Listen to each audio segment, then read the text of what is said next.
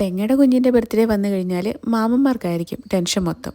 അങ്ങനെ കുറേ മാമന്മാരുണ്ട് എൻ്റെ കസ്റ്റമറായിട്ട്. അവർക്കാണ് ടെൻഷൻ മൊത്തം. കാര്യം ഏത് കേക്ക് കൊടുക്കണം, ഏത് കാർട്ടൂൺ തീം ചെയ്യണം എന്നൊക്കെയുള്ളൊരു വല്ലാത്തൊരു ടെൻഷൻ തന്നെയാണ്.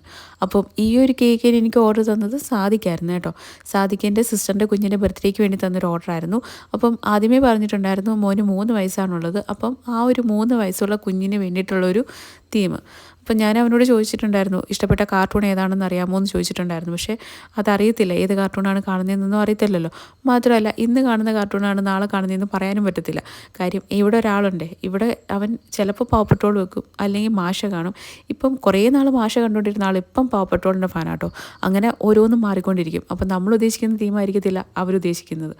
അതുപോലെ തന്നെ എല്ലാവർക്കും കോമൺ ആയിട്ട് ഇഷ്ടപ്പെട്ട ഒരു തീം എന്ന് പറയുന്നത് നമ്മുടെ സ്പൈഡർമാൻ ആട്ടോ. അത് ആർക്ക് കൊടുത്തു കഴിഞ്ഞാലും ഇഷ്ടപ്പെടും.